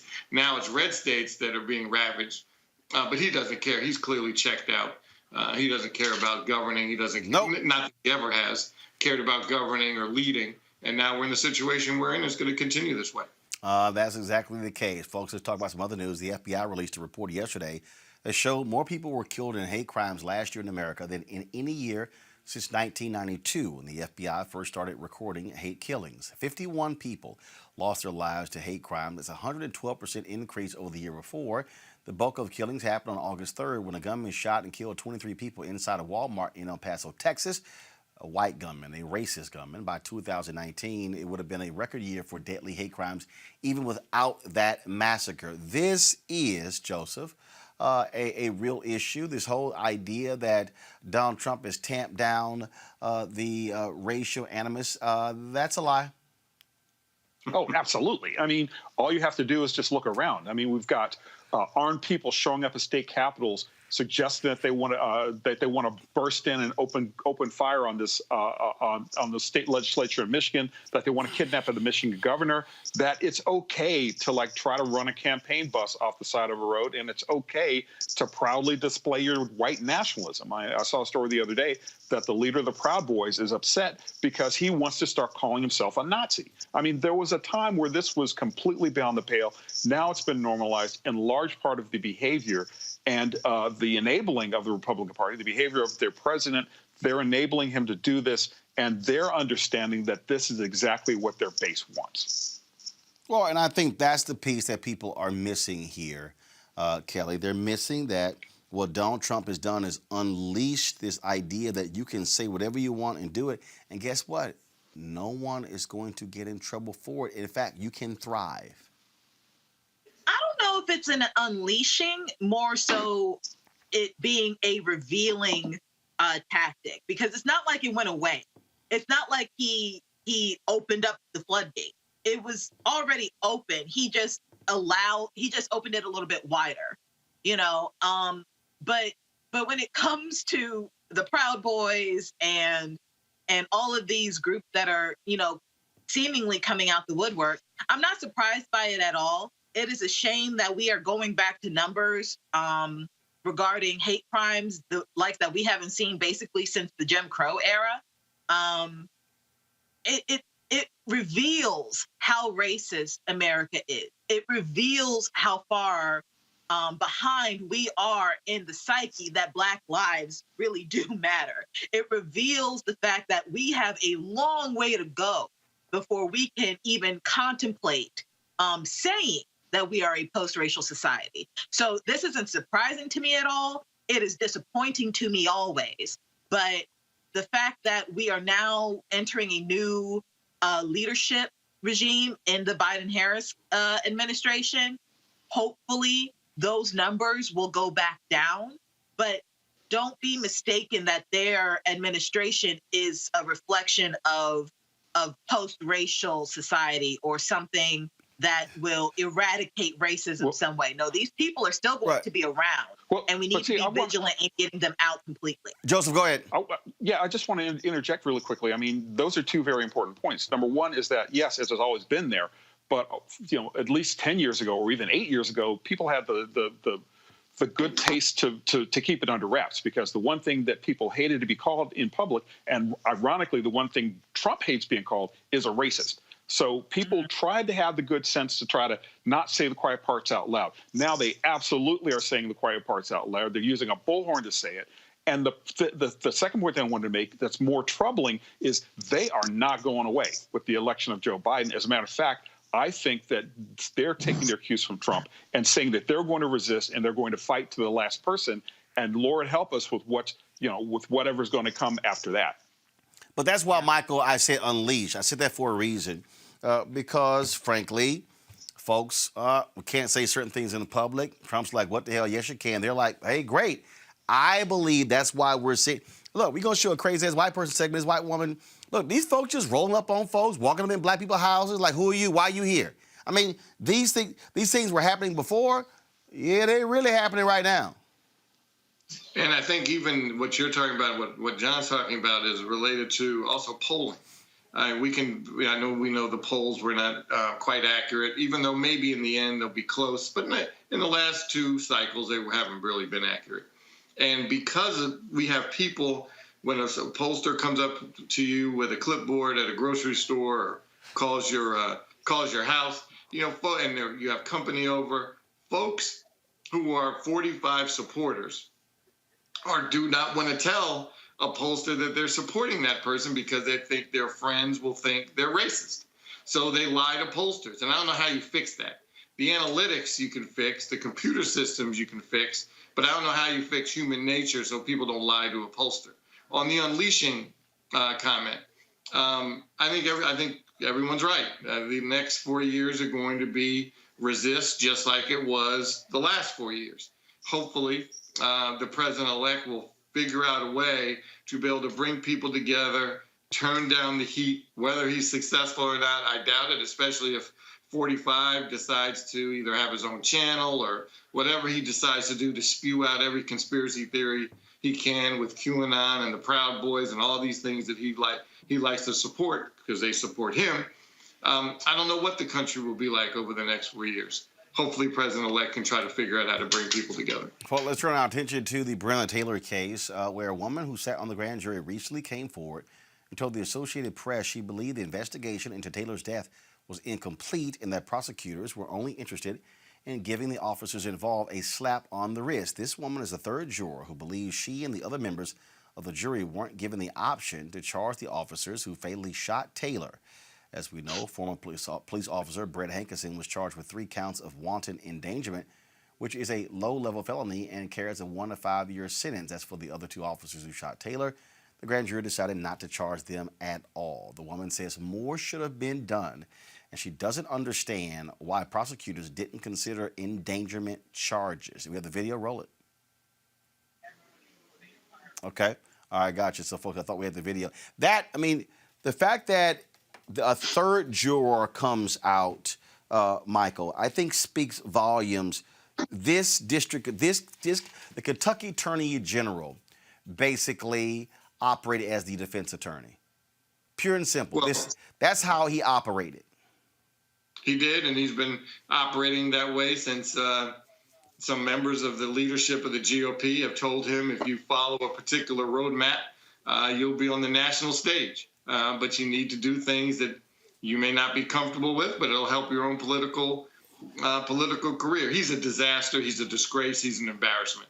And that's why hopefully this new Justice Department will come in and have an independent evaluation, whether Ms. Taylor's civil rights were violated, and then there can be true accountability, and this district attorney or attorney general can be pushed to the side and pushed into a corner where he has no say. Because as long as he's involved, he's going to protect the constituency groups that think will help him get to whatever he wants to be, whether it's a governor, whether it's a presidential nominee or vice presidential nominee, whatever his ambition is. I have no idea what it is. And that's what he wants to do. That's why he's such a disgrace, and that's why he's terrible, except for to that, obviously, cult base I was talking about earlier. Let's talk about the case out of Louisiana. Today we are learning 37-year-old Janet Irvin was the last person to see 15-year-old Kawan Bobby Charles before his body was found mutilated in a sugarcane field. Irvin has a history of arrest for drugs and burglary and also lost temporary custody of her children after being accused of neglect and domestic violence. Irvin and her 17-year-old son Gavin picked up Bobby from his Baldwin home on October 30th. Bobby's mother reported him missing around 8 p.m. that night. However, instead of putting out an Amber Alert, the Baldwin Police Department informed her Bobby was probably at a football game. We talked to the attorney yesterday who said he didn't even like football. Fast forward to November 3rd, and Bobby was found dead in a sugarcane field. Officials say the cause of death was by way of drowning. However, many find it suspicious that Bobby appeared to have been mutilated and had several lacerations on his face when he was found. Police say the lacerations were from aquatic activity. Yet many activists and the Charles family attorney Ronald Haley, who I spoke with yesterday, believes there's more to this story. At this time, no arrests have been made. I am still confused. I'm still confused on this one, Kelly. How this woman picks him up from the house. Mama don't know. No one knows. And like, really? Just that's what's crazy to me. The narrative that this woman picked him up and not kidnapped, that's an issue. Language matters in a case like this. This boy was kidnapped, he was murdered, and they drowned him to cover their tracks. That is the narrative that needs to be purported. But that's not what's happening right now. They're trying to basically assuage the public, specifically this white woman, allegedly, and making it look like she didn't do anything wrong before anything even is even purported to happen, from a case perspective. But narratives matter here. This little boy was murdered, and it needs to be investigated as a murder. It doesn't need to be investigated as him being something like a truant or just, a runaway or something like that. He was kidnapped. He was murdered. and the people responsible need to be held accountable, arrested, and jailed. It's simple as that. It is quite the strange story, Joseph, looking at this story, and there's just so much not adding up. Well, none of it adds up except the fact that it happened in Louisiana, quite frankly, in my opinion. And it recalls to me a lot of these local news stories where we see about some white woman who goes missing, some white youngster who goes missing, and it's pull out the stops. We see 24-hour coverage. We see day after day. We see billboards, that sort of thing. But when black youngsters go missing, when black young people go missing, which happens day after day after day, we don't really get that kind of coverage. We don't see that kind of coverage. And people kind of wonder what the Black Lives Matter movement is about. I often say that the Black Lives Matter movement is not a movement per se. It's an existential argument. We are talking, this is just a baseline thing. We deserve to exist. That's just a baseline fact. And when you get cases like these that happen in a backwoods sheriff's department, that happen under cover of darkness with white people involved, the mind goes to dark places, and that's because it's happened before. Emmett Till, you name it. This one clearly harkens back to that. So I think that if we had a functional Justice Department, they'd be on the case. If there was functional law enforcement in Louisiana, they'd be on the case. We don't have either of those two things from as far as I can see. So this young man's death may be a mystery for a lot longer than most of us are comfortable for. Not quite sure how, folks, how this woman is still walking around free several days after the case, Michael. No, and no one does, except for the people in that community that support the way the criminal justice system is applied. They think it's fine. White women get the benefit of the doubt, or white people get the benefit of the doubt, and certainly people of color do not. So, it's Roland. We've talked about this time and time again, and hopefully when we talk about elections have consequences, hopefully this will be a very activist Justice Department that will step in when the local municipalities are not doing what they're supposed to do to treat people fairly, and that the Justice Department will step in and say no. And then hopefully that becomes a deterrent to other criminal justice systems and other municipalities and localities around the country to say, you know what, I do not want the feds in my backyard telling me what to do. So you know what, officers, act right. Let's not even have the microscope on us. If somebody has their hands up, don't shoot them. If their back is to you, don't shoot them. You know what, pull out a taser instead of your gun. If there are three of you, tackle the guy. I mean, there's so many other options, but it comes from the top. And until there's a deterrent, and again, you'll hear me say this over and over again as a former legislator, I know it's tough to go up against the police unions. But until you take qualified immunity off the table, until you make these officers pay for their own legal defense fund, until you mess with their pensions, these are going to continue to happen. Oh, I absolutely agree. I mean, I absolutely agree that is going to be the case, and that is what, frankly, we're seeing, we're dealing with as well. And so I want to talk about this here, and that is for us as African Americans, when do we actually take a righteous stand against absolute craziness? Jamal Bryant posted this video the other day, and it was a video that was posted by Joni Lamb. She is the co-founder of Daystar.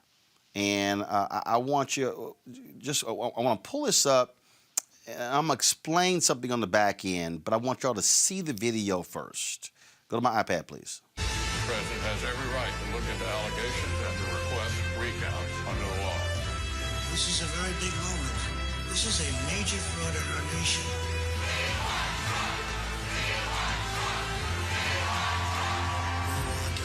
Election, we want an honest count. We can't allow anybody to silence our voters. We can't let that happen to our country. That was a Stop the Steal rally that Joni Lamb, co-founder of Daystar, posted on her page 4 days ago. Now, what's interesting is that I was one of the folks who went to Joni Lamb's Instagram page to share my disgust with that ad. And the reason I was checking out to go to Jamal's page because a poor little Joni blocked me on Instagram because I posted some comments along with a bunch of others. They wiped the comments. I went back and posted some more comments, but they went ahead.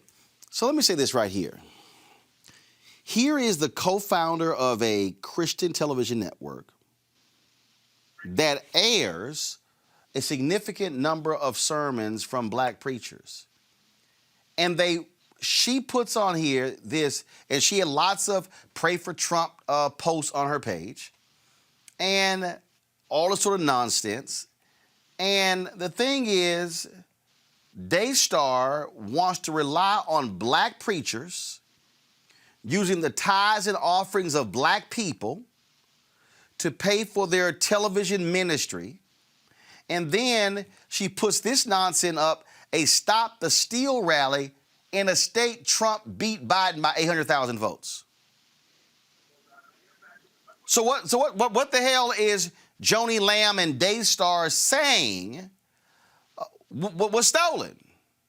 I'm confused.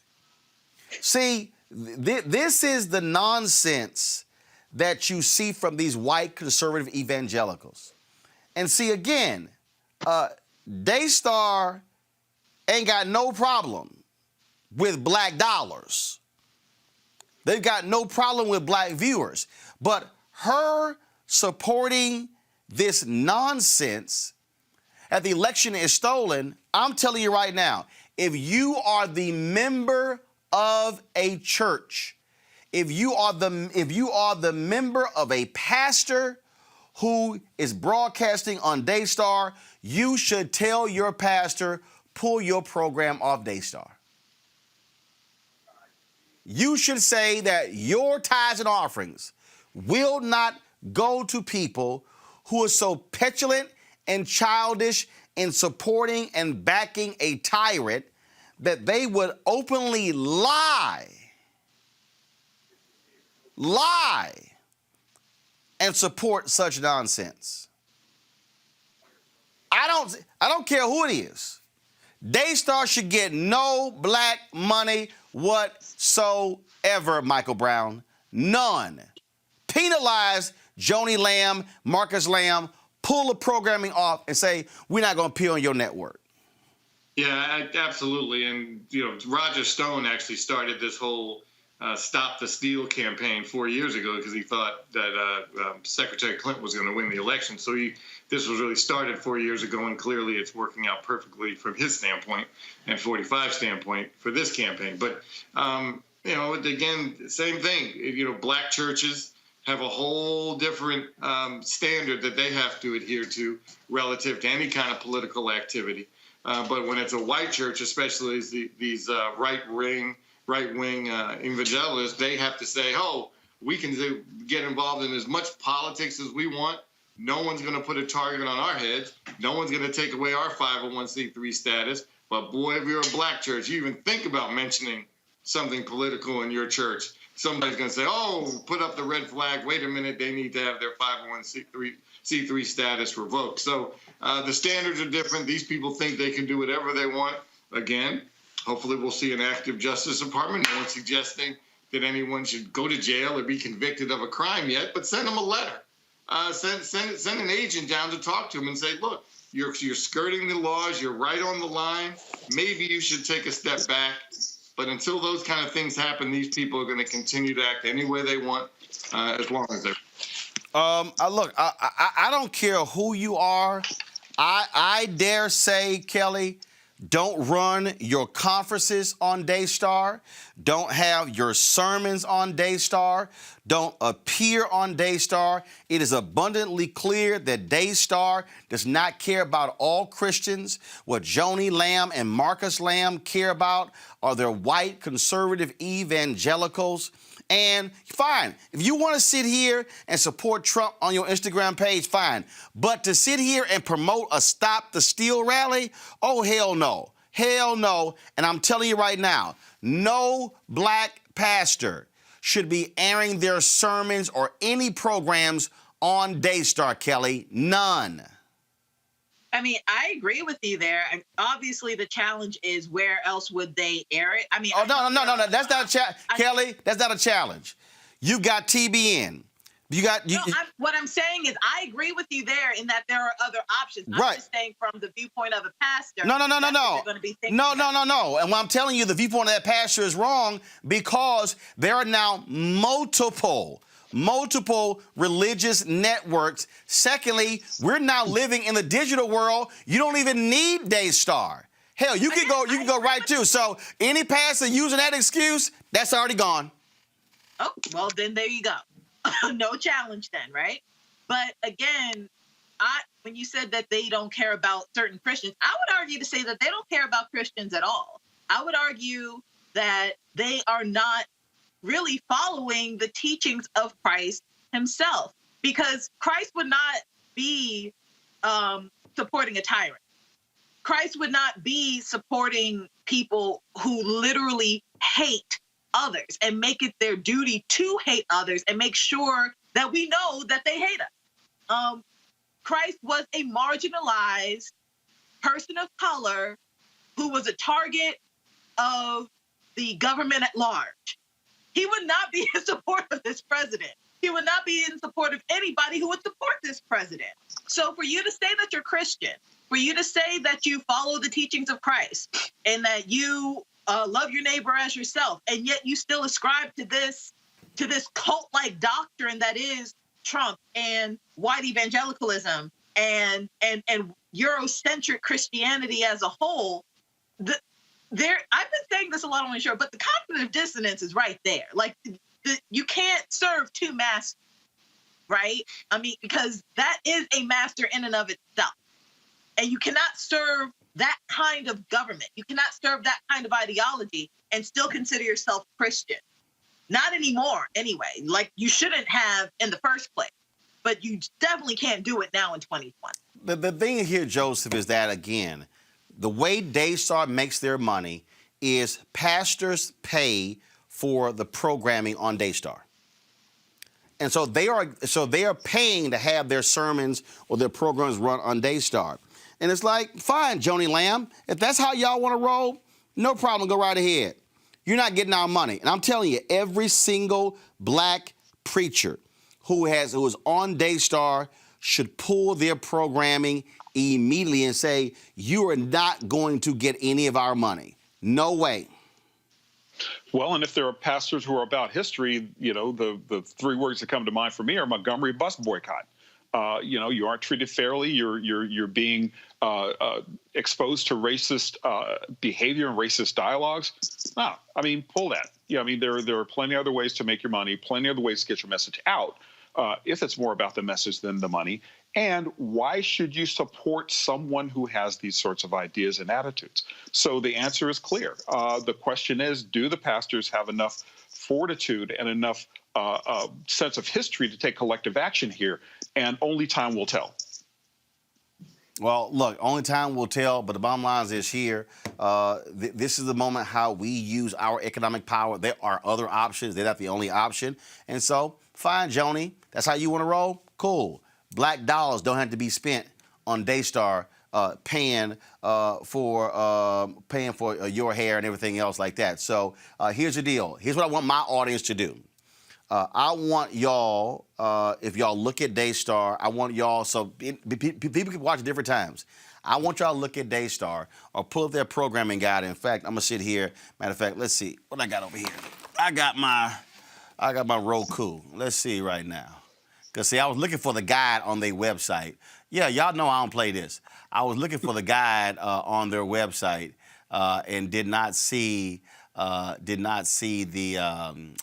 guide. So I want to know, so y'all tell me, if y'all look at Daystar, I want y'all to tell me who is on, what black pastors are on Daystar, and then what we will do is we will call them personally.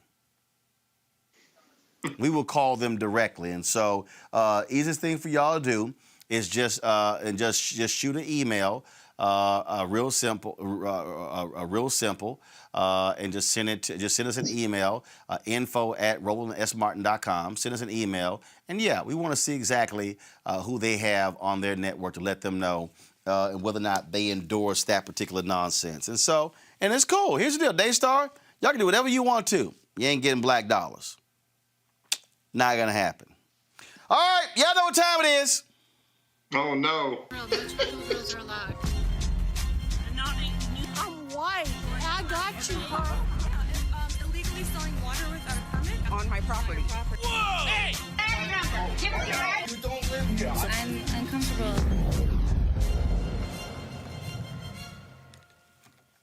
Oh, man, y'all. I'm telling you, it's a lot of these crazy folk out here that ain't got no sense whatsoever. This California Karen went to her black neighbor's home. Yeah, went to the black neighbor's home. Accused his pit bull of biting her dog. The man said, "What the hell are you talking about? I got it all on videotape." Then she told him, "What kind of how y'all acting? How y'all acting? Y'all, roll this video." We're raised around black people. And all my officers were very nice. I got everything you know on what? camera. So you can leave, please. You can get off my property. My dog has never messed with your dog. You would do anything to me again, I'll call the police. Call the police. Everything's on camera. I'll be happy to show him. I don't want to see that dog outside. Well, he's going to be outside because I have a right to have him just like every other person in here. He ain't done nothing to you. He ain't done nothing to your dog. Why are you so nasty? I'm nasty by explaining to you that my dog hasn't done anything wrong. You came over here to my house on my property. But the dog came to my property. Look, I've been nice to you. I've helped you and your family. I've always talked to you. You've never helped me and my family. You've never done a goddamn thing. You coming over here? All you've done is been negative. No, I haven't. I'm going to ask you to please leave my property. I don't know if you're just having a bad day or whatever, but today ain't. I'm not having a bad day, but you know what? You're a black person in a white neighborhood, and you're acting like one. What if that's like a white person in a white neighborhood? Keep it up. It's all on camera. I don't give a shit what it is all right, on camera. Well, you can go back over to your house, and you can have a nice day. That's what you can do. And I'm going to keep walking my dog around this neighborhood. And I look forward every time You know, your parents were nice. My parents, if they were very nice. Say the same thing. Is there a problem to why you're yelling on our property? It's all right. Would you come over here? She got a taser. It's all on camera. You said what? I have a small little dog. Okay, but you don't have to talk to anybody in any disrespectful type of way. You have a pit bull that came after her. No, he didn't. No, he didn't. When? It's on camera. Today, right now. Can we see the footage? I got the footage right here. Let's see. So when she lies and calls and also, let's record you coming over here with a little taser. Why don't you record everything you can? It is recorded right now. We're not talking about anything except that I have a small little dog and you have a pit bull. And you're yelling with the taser. Why? I brought it over here for because why? of the dog. The dog attacked my dog. The dog's not even outside, ma'am. He was outside. He was in front here. He attacked her. Where's your dog? He didn't attack the dog. I have it on camera. You know what? What? You guys are acting like black people, and you shouldn't. You should act like black people. We what? You're acting like Karen. I was raised in Oklahoma around Wait, black can people. you repeat that one more time? We're acting like what? I was raised in Oklahoma City, where there were tons of black people. But we're acting like what? You're acting like people that aren't normal. Okay. This will be real nice when you're on the news, when you're on social media, get the fuck off the property. Get off our property. You know, I have a top secret clearance. I don't give a fuck, bitch. Get the fuck off the property. Go back in the house.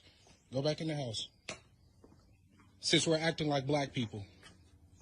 Right? We're acting like black people, and that's not normal. Most people don't act like you do. How are we acting? How are we acting? You came over here with a taser. I came over here because your pit bull attacked my little dog. He didn't attack your dog. Not at all. Your son was out here with it. And he didn't attack the dog. The dog, I saw the dog. I saw you pet the dog. You pet the dog. I didn't pet the dog. I just pet the dog because I wanted to see if he was okay. You didn't pet the dog, but you pet the dog because you wanted to see if he was okay. Why don't you record all this and put it on? I am recording it. You about to be famous. You know what? You're going to go? You're about to be famous. Where am I going to go? Where am I going to go? You're going to go to hell. Okay. Because I'm going to sue the hell out of you, both of you. All right. All of you. All right. Get out. Oh. Hello? Hey, Where are you? right over here. How you doing? Hello, kind of cool. Yeah, your dad says it's okay. What's his name? Guys. What? Guys. I'm sorry.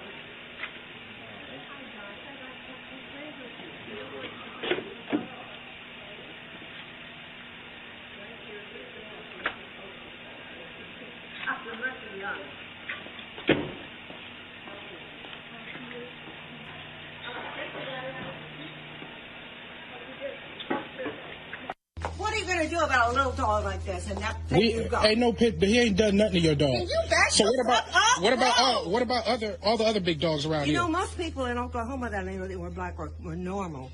Are you guys not normal? I guess not. I mean, we got along with them really well. You keep walking over here with your fucking taser. Jeriel, go in the house. You were yelling. Go in the house, Jeriel. Go in the house. Go in the house. Let's show the world who has class and who doesn't. That's a good idea. Yeah. It's going to be real nice when there's hundreds of people in front of your house because you want to be a racist white woman. Karen. Back the fuck up. Get off my If property. you touch it, I'm going to smack the You know fuck what? out of you. I have a top secret parent. You know what's going to happen to you guys? You about to lose it. Oh, no, I'm not. Yes, you are. Especially after this. Oh, yeah, it's a lot that you're doing. Yeah, you about to lose a lot. Are you white? You wish I was, huh? Well, you look like you're white. But I was raised with black people, and they were very nice. Most of the black people I knew are very nice in Oklahoma City. Have you been to... That conversation for me, Michael, went about 4 minutes and 40 seconds too long. Yeah, I don't. They could have done. Yeah, I mean, I don't know why they just didn't call the popo on her. It's just a shame the gall that folks have gotten and had over the last 420 some odd years, but the fact that they still have it in 2020 because of this culted personality that's been at 1600 Pennsylvania Avenue. She thinks she can do what she wants, call people what she wants to call them.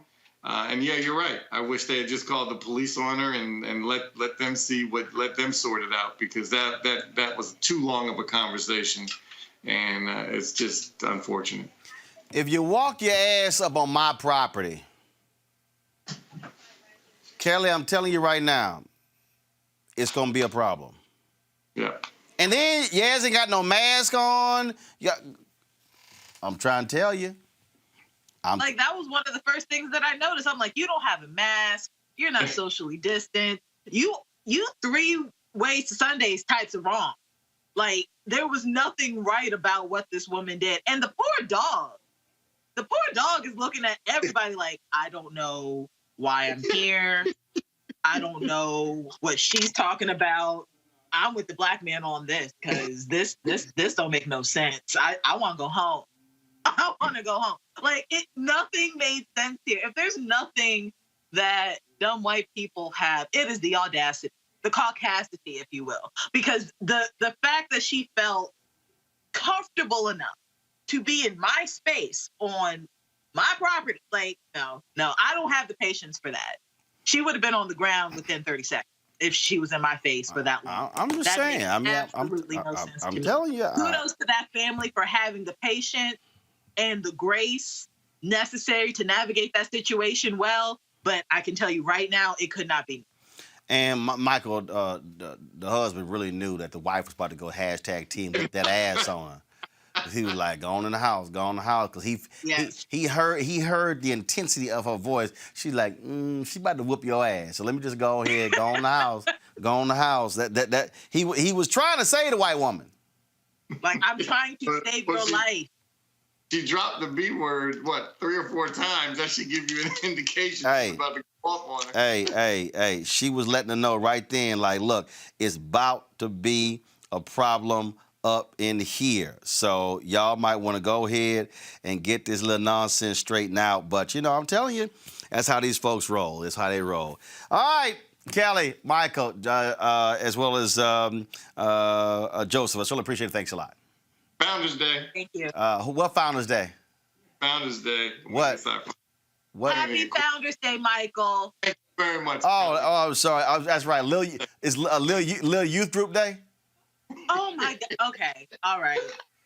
I got a quarter, a dollar, and this fight. No, I mean, I just want to be clear, because I'm just gonna, I just want to be clear that we got the right day, since But you know what, Michael? But you know what?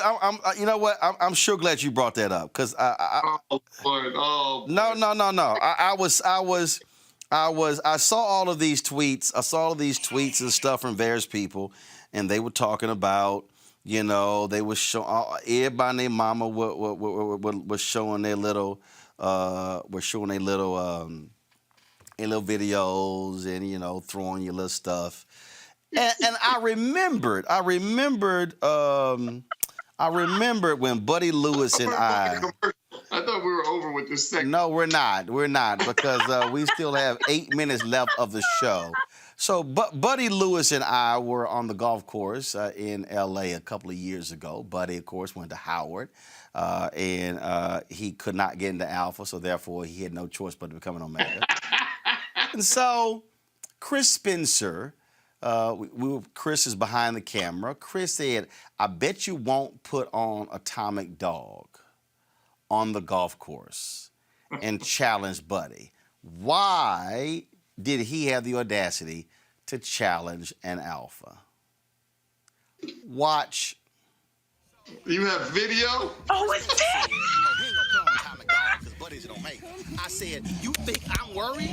Now, Buddy was hopping. The problem is, Buddy can't step anymore. Shit. Buddy actually hops. He gonna blow both knees, an ankle, all this sort of shit. So let me, since he old and he an Omega, let me show an alpha, show the ass how to do it.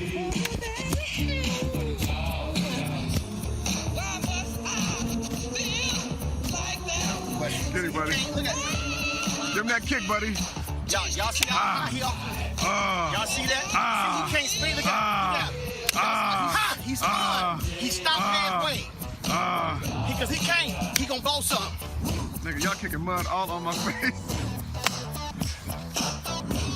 Don't let the alpha turn you out, buddy.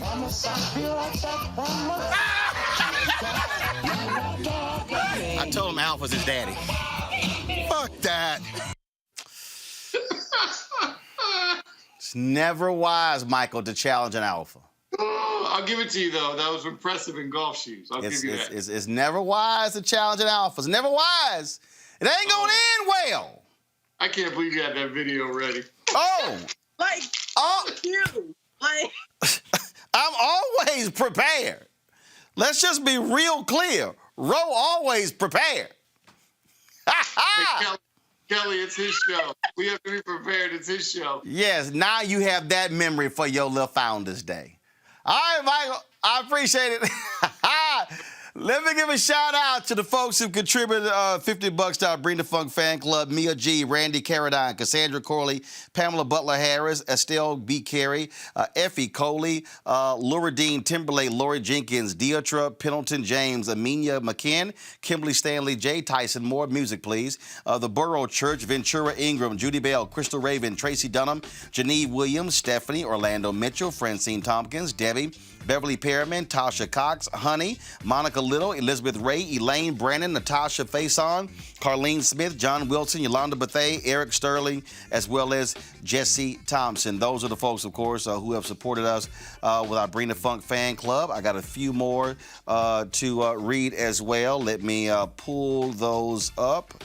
Just give me a second. Give me a second to pull those up. Want an opportunity to be able to give them a shout out. There are some folks who also send in checks: Peggy Ellis, Leslie Bowie, Ann F. Lewis, Gary Rafe, Anthony Mosley Jr., Lottie D. Patterson, Alice Lark, Gene Reeves, Ronald Coleman, John Arnold, Patricia L. Taylor, Patsy Colbert, Sheila Van, Barbara Bryant, Robert Glanton, Lisa Jenkins, Marlene Miner, Anita Kent, Anise Turney, and Gwendolyn Brown. So, Glenn, we certainly appreciate all of you as well. For supporting our Bring the Funk fan club. And I think I have one more. I'm looking right now. Just give me a second. I want to get everybody's shout out in I don't want to leave anybody out who contributed to our Bring the Funk fan club. So, you know what? I'm going to have to find those. We'll read some of those tomorrow. Now, you want to support what we do, go to our Cash App. $RM Unfiltered. PayPal.me is /R Martin Unfiltered. Venmo.com is RM Unfiltered. You can also contribute to Zelle with email Roland@RolandSMartin.com. If you're on YouTube, you can give right here on YouTube. More than 5,000 of y'all watching the show today, folks.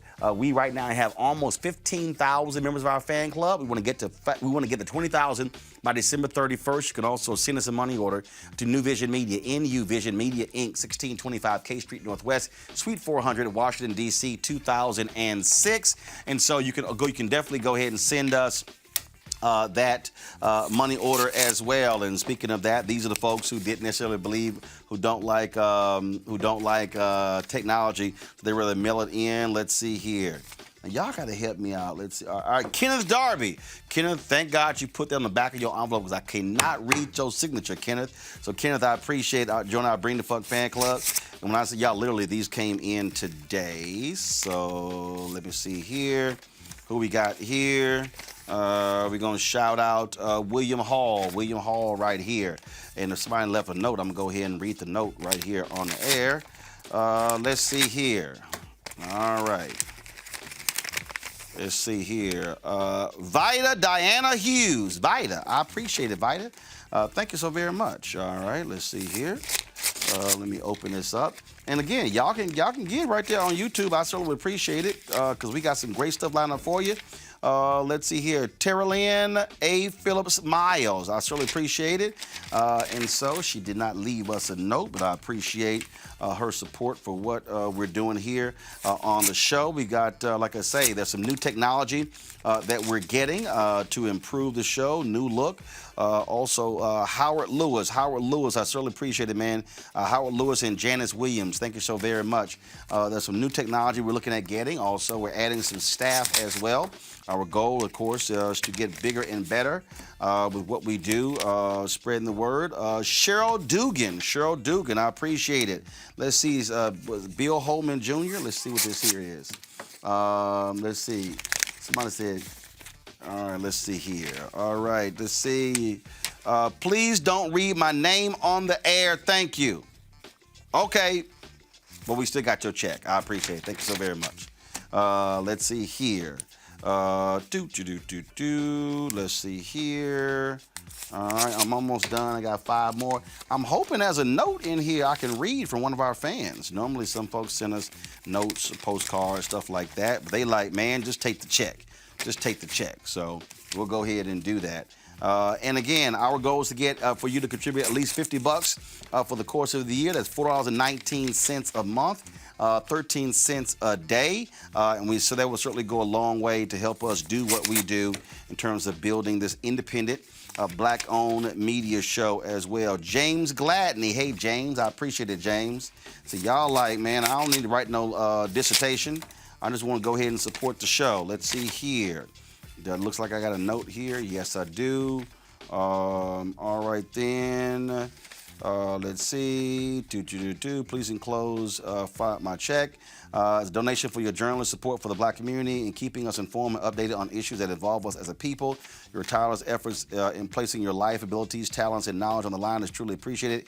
Keeping you in our prayers for safety and protection. Again, thank you very much. And that is Margaret Hatley. Margaret, I appreciate it. This is the last letter I'm going to open today. And let's see here. Final one. And let's see here. I enjoy watching your show. Keep up the good work. And this is L.C. Simmons. So L.C. Simmons. I appreciate it. Thank you so very much. Again, folks, we do what we do because of your support, and it's all about providing you with the news and information you're not going to get anywhere else. Y'all know how we do it. We keep it real. We keep it black. We keep it honest. We keep it unapologetic, and we keep it unfiltered. I will see you guys tomorrow. Holla!